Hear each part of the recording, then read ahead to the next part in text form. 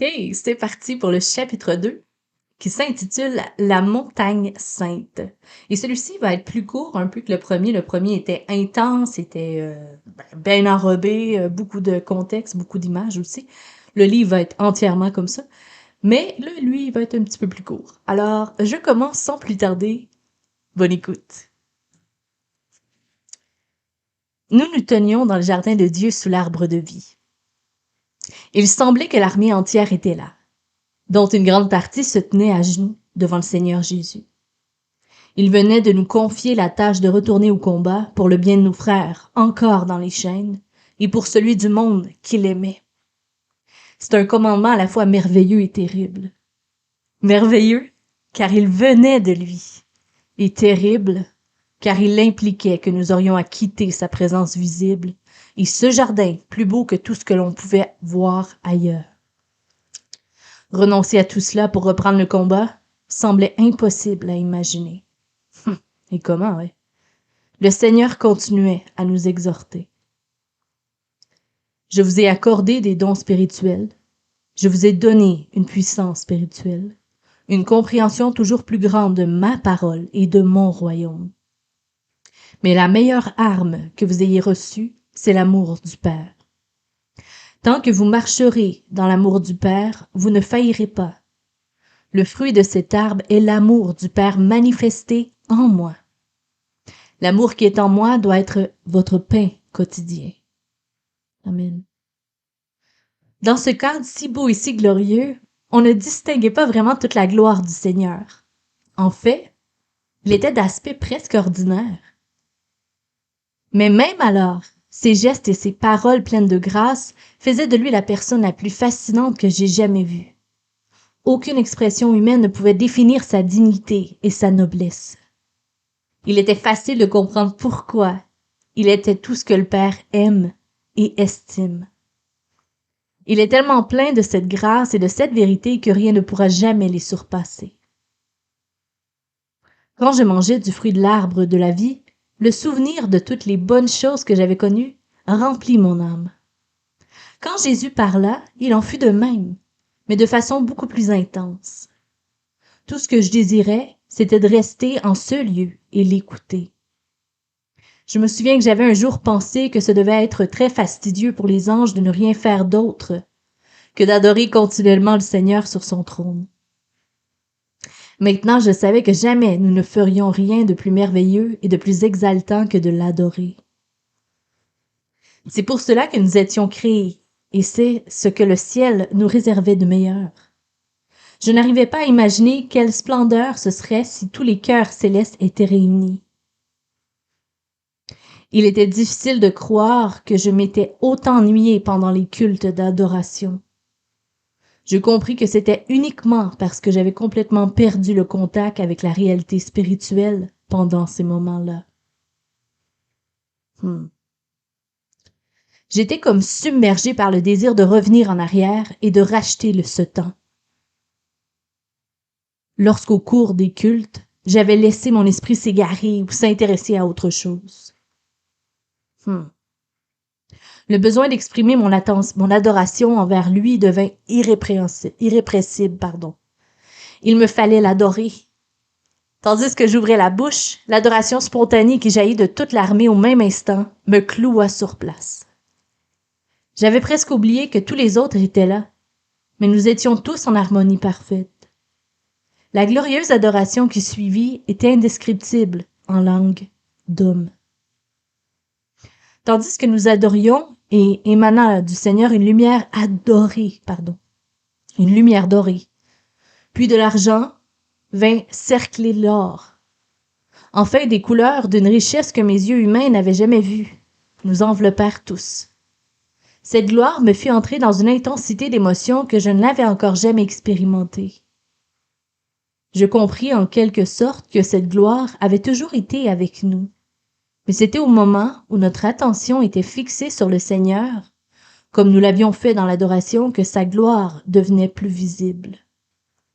Plus intense était notre adoration et plus grande était la gloire que nous contemplions. Hallucinant. Si tel était le ciel, c'était beaucoup, infiniment plus beau que tout ce que j'avais pu imaginer. Je ne sais absolument pas combien de temps dura cette adoration. Peut-être des minutes, peut-être des mois. Le temps ne se mesurait plus dans cette gloire. Je fermais les yeux car la gloire que je voyais avec les yeux du cœur était aussi grande que celle que je contemplais avec les yeux charnels. Lorsque je les rouvris, je fus surpris de constater que le Seigneur n'était plus là, mais à sa place se tenait une cohorte d'anges. L'un d'eux s'approcha de moi et dit « Ferme de nouveau les yeux. » Je le fis, et je vis la gloire de Dieu, ce qui était rassurant, car je ne pouvais plus vivre sans voir sa gloire, maintenant que j'en avais fait l'expérience. Puis l'ange expliqua. Ce que tu vois avec les yeux du cœur est plus vrai que ce que tu vois avec les yeux de ton corps. J'avais moi-même fait cette déclaration bien des fois, mais je ne me l'étais guère appropriée.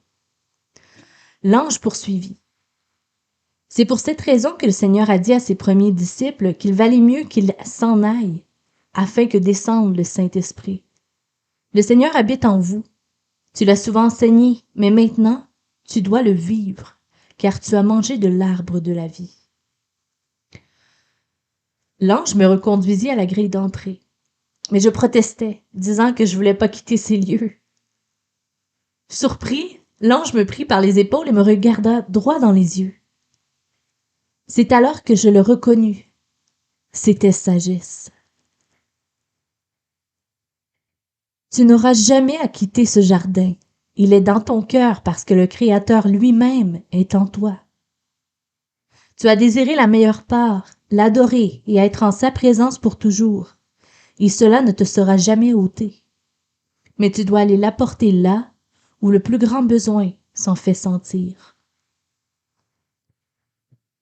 Je savais qu'il avait raison. Je regardais au-delà de lui, vers l'arbre de la vie. J'ai eu une forte envie de saisir tout le fruit que je pouvais avant de m'en aller.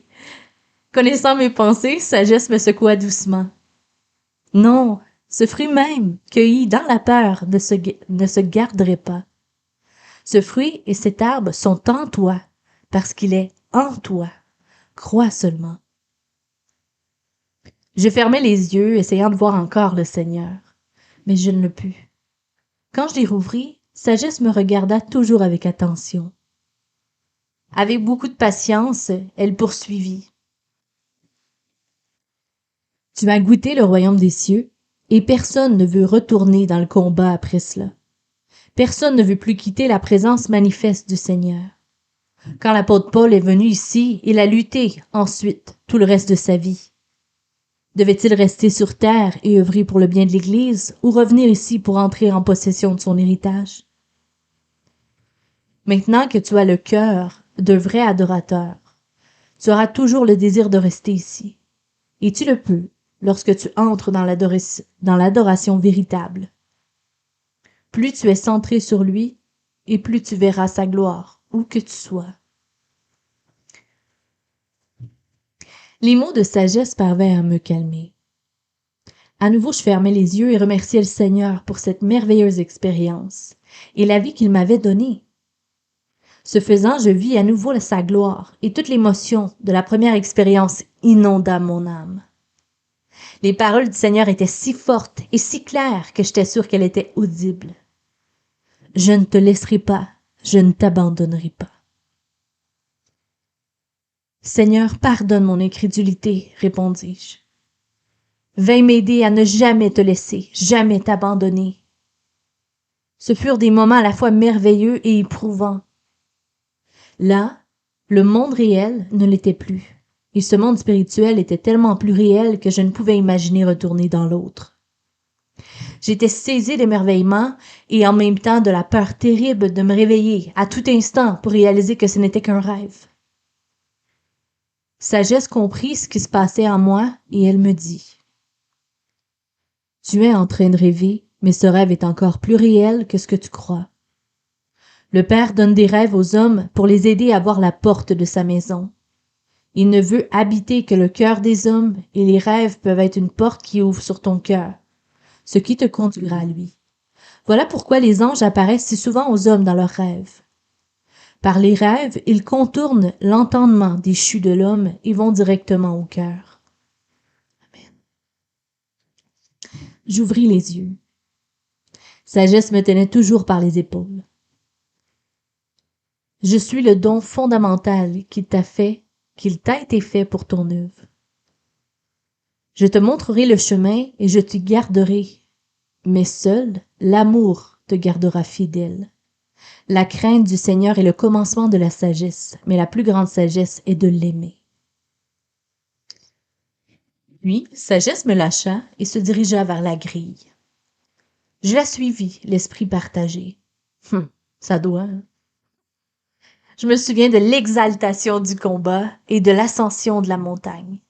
C'était irrésistible, mais en rien comparable à la présence du Seigneur et à l'adoration que je venais de vivre. Renoncer à l'un et l'autre serait le plus gros sacrifice que je n'eus jamais fait. Puis je me rappelais que tout cela était en moi, et fus étonné d'avoir pu l'oublier si vite.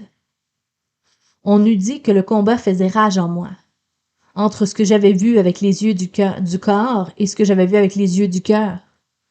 Je m'avançai de façon à marcher près de Sagesse et lui demandai. Je prie depuis 25 ans pour être enlevé au 3e ciel, comme l'apôtre Paul. Est-ce le 3e ciel? C'en est une partie, mais il y a bien plus encore, répondit-elle, pardon. Serais-je autorisé à en voir plus, demandai-je. Tu en verras bien plus, répondit-elle. C'est là que je te conduis maintenant. Je pensais alors à l'Apocalypse. La révélation de Jean était-elle une partie du 3e ciel, demandai-je. Une partie était du 3e ciel, mais la plus grande partie était du 2e ciel. Le premier, c'était avant la chute de l'homme. Le second est le monde spirituel, pendant le règne du mal sur la terre. Dans le 3e, l'amour et les affaires du Père prévalent à nouveau sur la terre à travers l'œuvre du roi. Comment était le premier ciel? En posant la question, je frissonnais étrangement de froid. La sagesse me répondit. Il est sage de ne pas s'en occuper, de ne pas s'occuper de cela maintenant. Il y avait un grand sérieux dans sa voix. Ma question semblait l'avoir secouée. La sagesse, c'est de chercher à connaître le 3e ciel, comme tu viens de le faire. Dans ta vie, tu ne pourras pas tout apprendre au sujet de ce 3e ciel, le royaume. Et c'est ce que tu dois prêcher maintenant. Dans les siècles à venir, on te parlera du 1er ciel, mais il n'est pas utile que tu l'entendes maintenant. Alors, je résolus de me rappeler ce frisson de froid que je venais d'avoir, et Sagesse fit un signe d'assentiment. Ce que je savais être une approbation de ma pensée. Quel compagnon tu es! Incroyable! Il me fallait le dire, car je réalisais quel don précieux était cet ange. Tu me garderas sûrement sur la bonne voie. Oui, je te garderai, dit-elle. Je sentais de façon tangible l'amour qui émanait de cet ange. Ce qui est exceptionnel, car je n'avais jamais éprouvé cela avec les autres anges. D'habitude, ils se montraient concernés plus par le devoir que par l'amour. Et Sagesse réagit à mes pensées comme si je les avais exprimées tout haut. La sagesse, c'est aimer, et je ne pourrais pas être sagesse si je ne t'aimais pas. La sagesse, c'est aussi contempler la douceur et la sévérité de Dieu. La sagesse, c'est l'aimer et le craindre. Tu es dans l'erreur si tu agis autrement. Telle est l'autre leçon à apprendre, dit-elle plutôt avec une évidente conviction. Je le sais bien, et je l'ai enseigné souvent, répondis-je. Je pensais pour la première fois que Sagesse ne me connaissait peut-être pas vraiment. Elle me répondit ceci. Je suis ton compagnon depuis très longtemps, et je connais tes enseignements. Maintenant, tu vas apprendre ce qu'ils signifient. Comme tu l'as dit bien des fois, ce n'est pas croire par son intelligence, mais croire avec son cœur qui rend juste devant Dieu. Je lui fis mes excuses, un peu honteux d'avoir à douter. Il les accepta de bonne grâce. Alors je me rendis compte que cette sagesse, je l'avais contestée et remise en question presque toute ma vie, souvent pour mon malheur. Et combien qu'on peut se retrouver là-dedans, hein?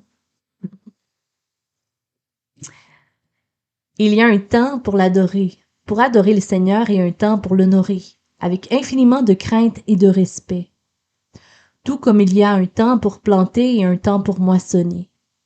La sagesse, c'est de reconnaître les temps pour chaque chose. La véritable sagesse connaît le temps et l'heure de Dieu. Je t'ai amené jusqu'ici parce que le moment était venu d'adorer le Seigneur dans la gloire de son amour. C'est ce dont tu avais le plus besoin après pareil combat.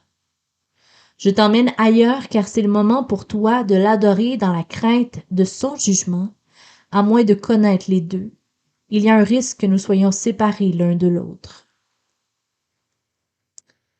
Veux-tu dire que si j'étais resté dans cette glorieuse adoration, je t'aurais perdu? Perdu? Demandai-je sans y croire. Elle me répondit oui. Je t'aurais visité chaque fois que possible, mais nos chemins se seraient rarement croisés. Il est difficile de quitter tant de gloire et de paix, mais ce n'est pas l'entière révélation du roi. Il est à la fois lion et agneau. Aux enfants spirituels, il est l'agneau. À ceux qui deviennent adultes, il est le lion. À ceux qui le sont totalement, il est à la fois le lion et l'agneau. Certes, je sais que tu le comprends, mais tu le sais par ton intelligence. Bientôt, tu le sauras dans ton cœur, car tu es sur le point de connaître le trône du jugement de Christ. Avant de franchir les grilles du jardin, je demandai à Sagesse si je pouvais m'arrêter quelque temps pour réfléchir à tout ce que je venais de vivre. Oui, tu devrais, mais tu serais mieux ailleurs. Alors je suivis Sagesse et dépassai les grilles avec elle pour descendre la montagne. À ma surprise, le combat se poursuivait, mais n'était pas aussi intense que lorsque nous montions. Des flèches d'accusation et de calomnie étaient encore lancées sur les niveaux inférieurs. Mais la plus grande partie de la horde ennemie qui restait attaquait violemment les grands aigles blancs qui avaient aisément le dessus. Nous continuâmes à descendre presque jusqu'en bas. Juste au-dessus des niveaux salut et sanctification se trouvait le niveau reconnaissance et louange. Je m'en souviens très bien, car une des plus fortes attaques de l'ennemi s'était produite lorsque j'avais essayé d'atteindre ce niveau au début. Une fois parvenu là, le reste de l'ascension était plus facile, et quand une flèche pénétrait dans notre armure, la guérison venait beaucoup plus vite. Dès que mes ennemis m'aperçurent sur ce niveau, ils ne pouvaient pas voir sagesse, une pluie de flèches tomba sur moi. Mais je les arrêtais si facilement que les tirs cessa. Il ne leur restait que très peu de flèches. Ils ne pouvaient se permettre de les lancer inutilement. Les soldats qui combattaient encore à ce niveau me regardèrent avec étonnement et respect, tel que j'en fus gêné. Je remarquai alors pour la première fois que la gloire du Seigneur irradiait de mon armure et de mon bouclier. Je leur dis de monter jusqu'au sommet de la montagne sans s'arrêter en chemin, et qu'ils verraient eux aussi le Seigneur. Dès qu'ils résolurent de le faire, ils vinrent sagesse. Et ils tombèrent à terre pour l'adorer, mais elle les en empêcha et leur dit d'aller. J'étais rempli d'amour pour ces soldats, dont beaucoup étaient des femmes et des enfants. Leur armure est en piteux état. Ils étaient couverts de sang, mais ils n'avaient pas abandonné. En fait, ils étaient toujours joyeux et pleins de courage. Je leur dis qu'ils étaient plus dignes d'honneur que moi, car ils avaient supporté le plus gros du combat et avaient tenu bon. Ils hurlèrent de ne pas me croire, tout en appréciant ce que je les dis. Cependant, je pensais vraiment que c'était juste. Il fallait que chaque niveau de la montagne soit occupé, sinon les vautours qui rôdaient venaient le souiller de leurs vomissures et excréments de sorte qu'il était difficile de s'y tenir. La plupart des niveaux étaient occupés par des soldats que je reconnaissais comme étant de différentes dénominations et mouvements, et qui proclamaient la vérité du niveau qu'ils défendaient. J'étais confus de l'attitude que j'avais eue vis-à-vis de certains de ces groupes. J'avais estimé qu'ils n'étaient pas dans la course, ou au mieux à la traîne, et voilà qu'ils se battaient fidèlement contre le terrible assaut de l'ennemi. C'était probablement grâce à eux, qui défendaient bien leur position, que j'avais pu continuer à monter comme je l'avais fait.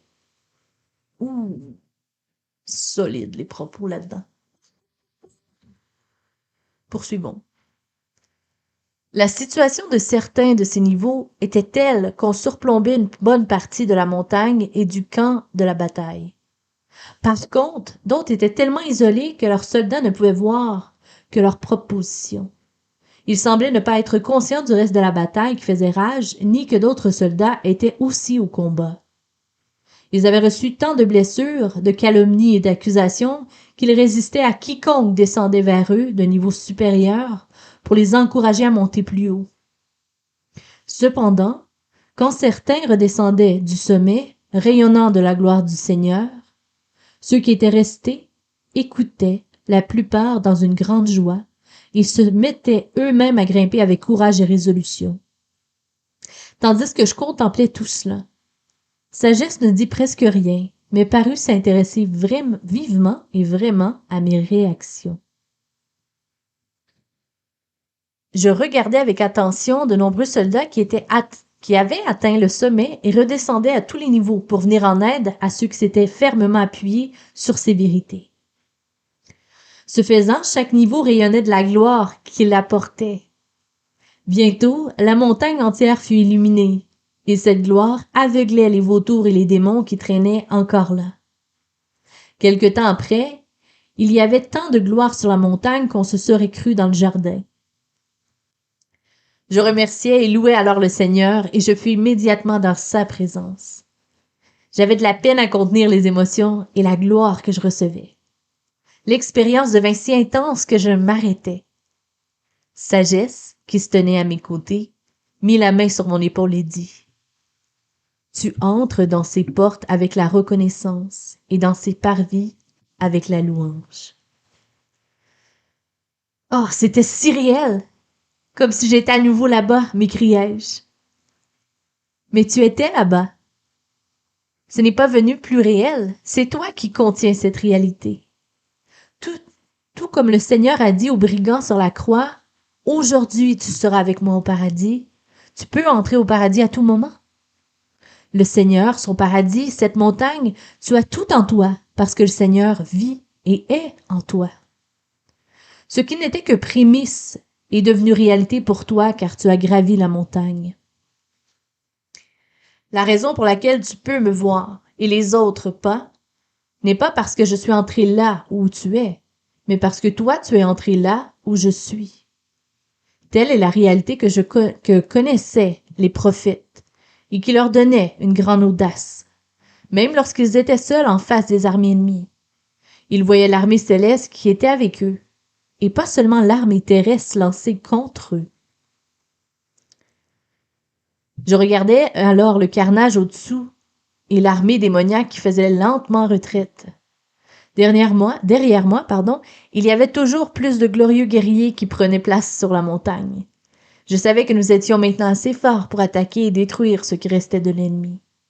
« Pas encore, » me dit Sagesse. « Regarde de ce côté. » Je regardais dans la direction qu'elle m'indiquait, mais je dus me protéger les yeux de l'éclat de la gloire qui éradiquait mon armure et m'empêchait de voir.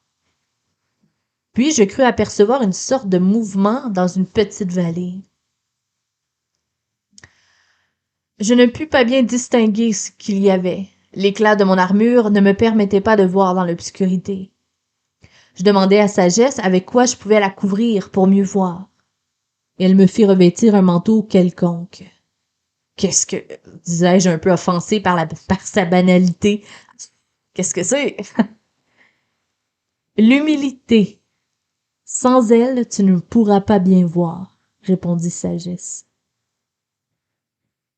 Eh bien, Je le mis sans enthousiasme, ce manteau quelconque, et immédiatement, je vis bien des choses que je n'avais pas pu voir auparavant. Je me tournai vers la vallée et le mouvement que j'y avais distingué. À ma grande surprise, il y avait en embuscade toute une division de la horde ennemie contre tous ceux qui quittaient la montagne. Quelle est cette armée? Demandai-je. Et comment sont-ils sortis indemnes du combat? C'est l'orgueil. C'est l'ennemi le plus dur à affronter après avoir connu la gloire du Seigneur. Ceux qui refusent de mettre le manteau que tu portes souffriront beaucoup entre les mains de cet ennemi des plus sournois. Me tournant à nouveau vers la montagne, je vis bon nombre des glorieux guerriers traverser la plaine pour attaquer les restes de la horde ennemie. Aucun ne portait le manteau de l'humilité. Ils n'avaient pas vu l'ennemi sur le point de les attaquer par derrière. Je me mis à courir pour les arrêter, mais sagesse me retient. Tu ne peux rien faire. Seuls les soldats qui portent ce manteau reconnaîtront ton autorité. Viens avec moi. Il y a autre chose que tu dois voir avant de pouvoir aider à conduire les autres dans le grand combat qui va venir. Sagesse descendit avec moi la montagne jusqu'au niveau le plus bas, marqué Salut. Tu crois que c'est le niveau le plus bas, mais ce sont les fondations de toute la montagne. Dans tout voyage, le premier pas est le plus important et en général le plus difficile. Sans le salut, il n'y aurait pas de montagne. Je fus horrifié par le carnage à ce niveau. Tous les soldats avaient de grandes blessures, mais aucun n'était mort. Une multitude s'accrochait au bord à peine. Beaucoup semblaient sur le point de lâcher prise, mais personne ne tomba. Partout, les anges s'occupaient des soldats avec une joie telle que je dus me demander, mais pourquoi ils sont si heureux? Ces anges sont témoins du courage qu'il a fallu aux soldats pour tenir bon. Ces soldats ne sont sans doute pas allés plus loin, mais ils n'ont pas abandonné non plus. Ils seront bientôt guéris et contempleront alors la gloire qui habite le reste de la montagne, puis ils commenceront à la gravir. Ils seront de grands guerriers pour le combat à venir. Mais n'aurait-il pas mieux valu pour eux monter avec nous tous? Dis-je en protestant à la vue de leur triste condition. Cela aurait été mieux pour eux, mais pas pour vous. En restant à leur place, ils vous ont permis de monter plus facilement en retenant vos ennemis ailleurs. Peu de soldats des niveaux supérieurs ont aidé les autres à gravir la montagne. Mais eux, au niveau inférieur l'ont fait. Et même quand ils avaient du mal à rester accrochés, ils tendaient la main aux autres pour les secourir. De fait, la plupart des valeureux guerriers furent conduits à la montagne par ses fidèles, qui ne sont pas moins héroïques que ceux qui ont atteint le sommet. Ils ont causé beaucoup de joie dans le ciel en amenant les autres au salut. Alléluia. C'est pour cela que tous les anges du ciel voulaient venir à leur aide. Mais seuls les plus dignes y furent autorisés. Ah, voilà, ouais.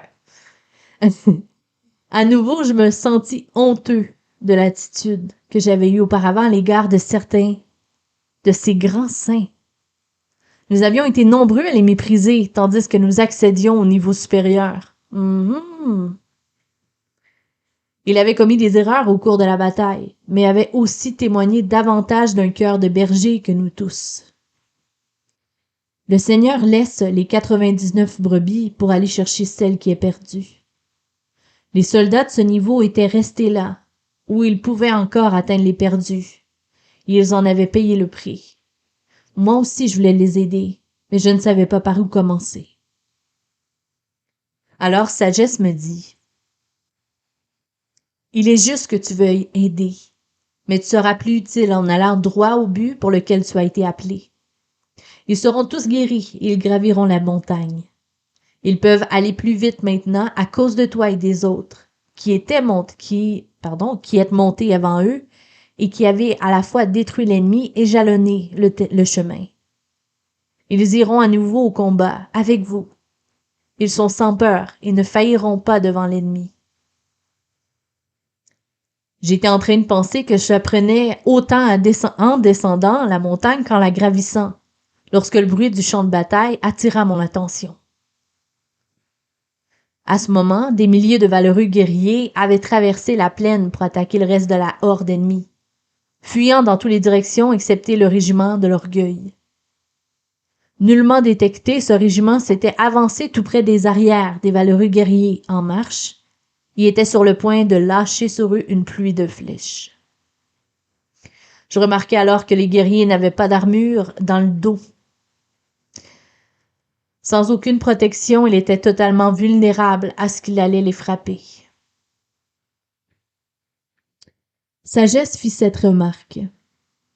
Tu as enseigné toi-même qu'il n'y avait pas de protection pour le dos, ce qui signifiait qu'on était vulnérable si on fuyait devant l'ennemi.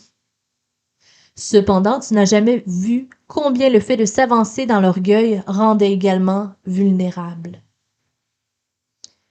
Je ne pouvais qu'acquiescer, et comment, ouais. Il était trop tard pour faire quoi que ce soit. Ce fut presque insoutenable à voir. Mais sagesse me força à regarder. Je savais que le royaume de Dieu allait subir une sévère défaite. J'avais déjà ressenti de la tristesse auparavant, mais jamais encore comme alors. À mon grand étonnement, quand les flèches de l'orgueil frappaient les guerriers, ils ne le remarquaient même pas. Cependant, l'ennemi continuait à tirer. Les guerriers perdaient leur sang et s'affaiblissaient rapidement, mais ils ne voulaient pas le reconnaître. Ils furent bientôt trop faibles pour tenir leurs boucliers et leur épée. Ils les jetaient en déclarant qu'ils n'en avaient plus besoin. Chut! Ils retiraient leurs armes, disant qu'elles ne leur étaient plus utiles non plus. Puis un autre régiment ennemi apparut et s'approcha rapidement. C'était la grande séduction. Ils lâchèrent une pluie de flèches qui semblait atteindre tout leur but. Seulement quelques démons de séduction, tous de petite taille et apparemment faibles, eurent raison de ce qui avait d'abord été une grande armée de glorieux guerriers. Ces derniers furent emmenés dans différents camps de prisonniers, chacun portant le nom d'une doctrine de démons. J'étais stupéfait de voir que cette grande assemblée d'hommes droits avait été si facilement mis en déroute, et qu'ils ne savaient toujours pas ce qui les avait frappés. Je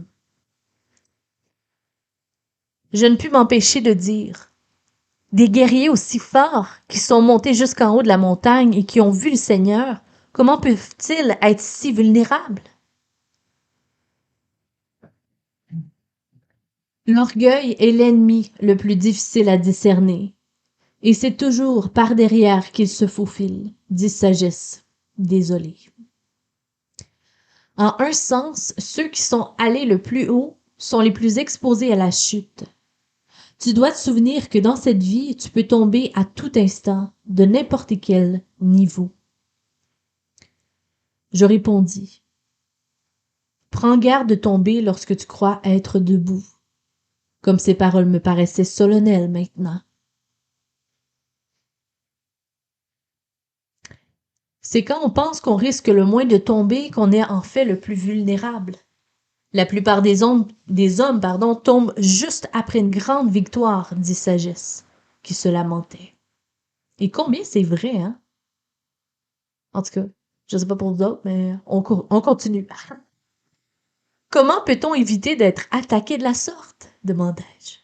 Question pertinente. Reste près de moi. Demande conseil au Seigneur avant de prendre une décision importante. Et garde sur toi ce manteau d'humilité. Ainsi, l'ennemi ne pourra pas se cacher aussi facilement dans un angle mort, comme tu viens de le voir. Je regardais mon manteau. Il avait de l'air si ordinaire et si banal. Il me semblait qu'ainsi vêtu, j'avais plus l'aspect d'un sans-domicile que d'un guerrier. Sagesse réagit comme si j'avais parlé tout haut. Le Seigneur est plus proche des sans-logis que des rois. Tu n'as de force véritable que dans la mesure où tu marches dans la grâce de Dieu, et il fait grâce aux humbles. Aucune arme ennemie ne peut pénétrer dans ce manteau, car rien n'est plus fort que sa grâce. Tant que tu le porteras, tu seras gardé de ce genre d'attaque. Alors je regardai vers la montagne pour voir combien il restait de guerriers, et je fus frappé de constater qu'il y en avait bien peu. Mais je remarquai qu'ils avaient tous revêtu le manteau d'humilité. « Que s'est-il passé? » demandai-je. Quand ils ont vu la bataille dont tu viens d'être témoin, ils sont tous venus vers moi, chercher de l'aide, et je leur ai donné leur manteau. Mais je croyais que tu étais avec moi tout ce temps-là. Mais je suis avec tous ceux qui cherchent à faire la volonté de mon Père, dit Sagesse. Tu es le Seigneur, m'écriai-je. Oui, je t'ai dit que je ne te laisserai, ni ne t'abandonnerai jamais. Je suis avec tous mes guerriers, tout comme je suis avec toi. Je serai pour toi tout ce dont tu as besoin pour accomplir ma volonté, et tu as eu besoin de sagesse. Et Sagesse disparut.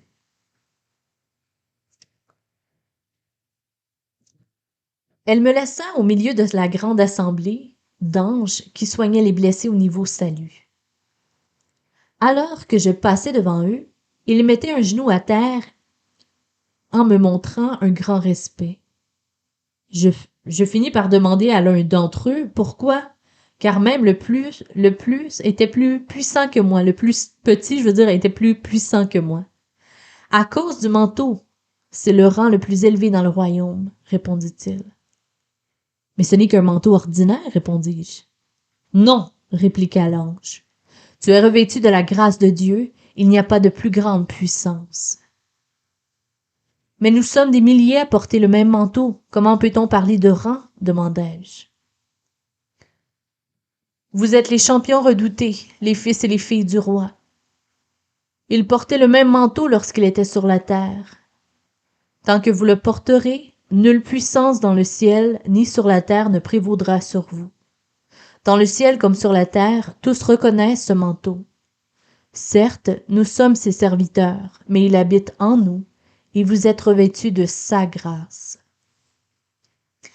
En un sens, je savais que si je n'avais pas porté ce manteau, et si ma glorieuse armure avait été visible, la déclaration de l'ange et leur conduite envers moi auraient nourri mon orgueil.